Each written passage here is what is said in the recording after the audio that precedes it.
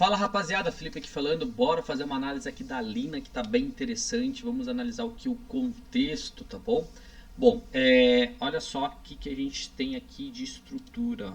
Bom, esse fundo, galera, ele é forte, ele é protegido porque ele cumpriu com o papel, com o objetivo dele, né, de quebrar estrutura, de quebrar topos, né? Então esse fundo, ele é forte e esse topo, ele é fraco, tá? Por quê? Porque esse topo ele não tende a quebrar esse fundo, só se realmente de fato isso acontecer. Então, como nós estamos trabalhando dentro dessa estrutura interna, tudo que acontece aqui a gente chama de movimento corretivo, né?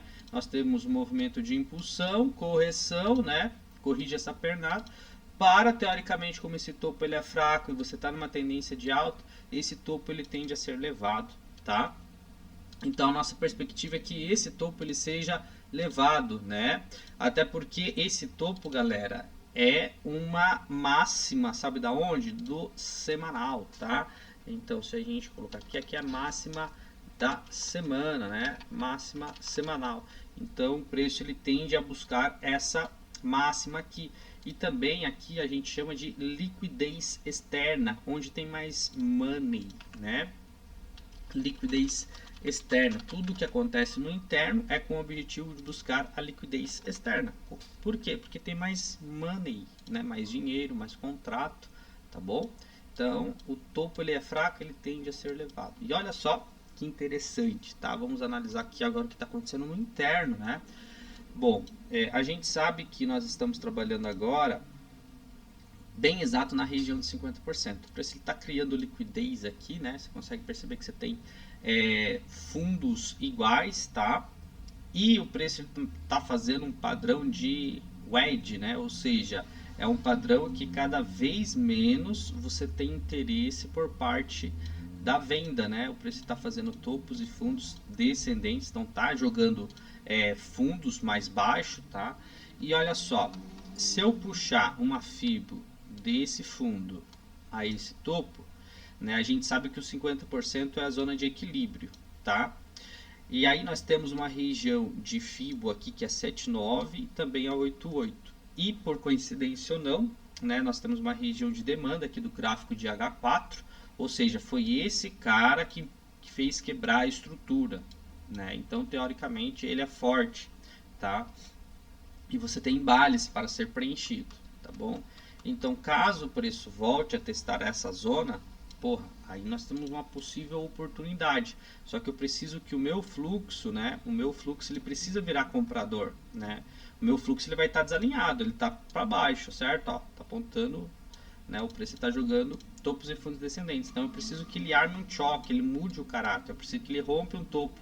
Aí sim vai começar um pullback referente a essa estrutura. Quando a H4 virar para cima, né? M15 virar para cima nesse caso aqui, né? Aí sim eu tenho o objetivo que o preço busque essa liquidez. O que eu estou falando aí mais ou menos de 50%. Ou de fato ele queira dar mais uma pernada e levar esse topo e buscar a liquidez, né, externa lá em cima, né? Então estou falando de uma valorização aí brutal. Se eu colocar aqui no gráfico semanal, fica até mais interessante, né? Olha só, eu tenho essa liquidez e essa aqui, né? Eu estou numa região de oferta, né? Por isso que o preço ele veio fazer essa correção.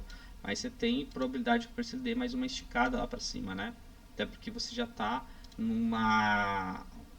no diário, né? Já virou comprador, né?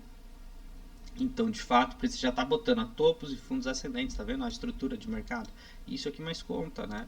O preço está botando topos mais altos do que os anteriores. Então, se a gente for na H4 já está comprador. Então, o que está acontecendo aqui é um movimento corretivo, como eu expliquei para vocês. Então, por isso que é importante saber da onde que o preço está vindo, né? Então, o que acontece aqui? Movimento de pullback. Quem está no controle na macro tendência, né? É a compra. Então, isso aqui é apenas um movimento corretivo, né? Uma execução de lucro, para de fato para ele dar mais um movimento de impulsão. Então aqui eu estou falando de uma valorização bem interessante, ó, praticamente, né, é claro, o ideal seria filtrar aqui em 1 hora, ali no gráfico de 30 minutos, virar comprador, aí eu tenho uma probabilidade maior e o stop cada vez mais barato. Mas, né, se quiser ser mais agressivo, né, colocar uma compra no 50% dessa ordem block, né, que seria aqui, com stop abaixo, né, o objetivo que o preço ele busque uma zona premium, né, ou uma liquidez lá em cima, como aqui, né? Você percebe que você tem liquidez aqui, ó, topos iguais, né? Topos iguais. Aqui você tem liquidez também, tá? Então, isso acaba servindo como um imã, né? E também uma região de oferta, tá? Então você vai comprar numa região de demanda H4 e você vai levar até uma região de oferta. Essa ordem block, né? Ou seja, último candle de alta antes de movimento de baixa. E esse cara impulsionou, fez quebrar a estrutura, né?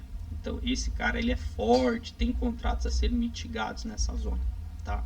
Então essa é a minha narrativa, então esperar uma oportunidade aí, tá bom? Uma outra coisa que pode também acontecer, né? Temos que analisar outra probabilidade também. Por mais que você tenha liquidez aqui, às vezes o que acontece, está numa região de 50, o preço pode vir buscar, mas eu acho a probabilidade diminui. Talvez esse fundo ele tende a ser elevado, porque ele não é forte, né? Até porque o preço está botando topos e fundos descendentes, está fazendo cada vez fundos, né? Então esse topo já é menor do que esse, então eu acredito que esse fundo ele é fraco e tem liquidez aqui, tá vendo fundos iguais, então o preço pode buscar, né?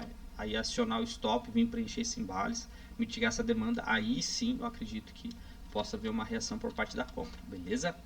Tamo junto, opera para operar bem. Se você gostou dessa análise, se inscreva, entra no meu canal Telegram, vou deixar aqui na descrição do vídeo e também nos comentários. E até o próximo vídeo, tamo junto e é nóis. Target on my back, lone survivor.